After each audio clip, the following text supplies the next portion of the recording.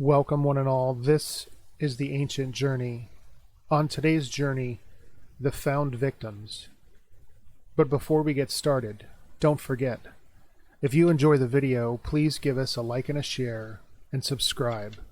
And don't forget to turn on those notifications. And if there's a story out there you'd like to see us turn into a video, drop it in the comments section down below. Now let's begin. By now, most of you have heard the tragic story of the murder of Gabby Petito and the apparent suicide of her assumed killer, Brian Laundrie. But what you may not know about is that during the massive search that occurred when both Petito and Laundrie were still missing, there were several other bodies discovered, some as a result of the searches for Petito and Laundrie. Gabby was reported missing on September 11th, and a search for her began in the state of Wyoming, which was her last known location. Petito would sadly be found dead on September 19th in the Spread Creek Dispersed Campground in Wyoming, and her cause of death eventually would be ruled as strangulation. However, Petito's whereabouts were not initially known, and authorities began looking for her in the various national parks, where she had been posting photos from in the days leading up to her eventual murder. In addition, Brian Laundrie was reported missing on September 14th, having wandered into a nature preserve in Florida, but reported sightings of Laundrie were called into police from all over the United States. And just prior to Petito's disappearance, the bodies of Kylan Schulte and Crystal Turner were found shot to death near Moab, Utah. Around the same time, Laundrie and Petito had been traveling through the area. The two had reported having trouble with a creepy person camping near them, and they were attempting to distance themselves from him before they went missing. In one text message they sent, they stated that if they were found dead, it should be considered a murder. Brian Laundrie was initially considered a possible suspect in the case, but has since been eliminated as the possible murderer of Schulte and Turner. On September 20th, a body was discovered in Alabama that was rumored initially to be Brian Laundrie.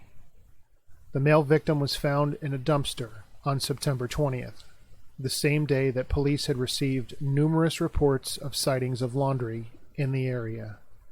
The police later confirmed the body to be that of a homeless person and not Brian Laundrie. On September 28th, the body of 48-year-old Robert Lowry of Houston, Texas, was discovered in the Grand Teton National Park in Wyoming. Sadly, it was determined that the father of two had committed suicide. On October 2nd, 19-year-old Mia Marcano's body was found in a wooded area near her apartment building in Orlando, Florida. Mia went missing 2 weeks after Gabby Petito, and it's likely that the attention to her case was overshadowed by the media attention given to the Petito case.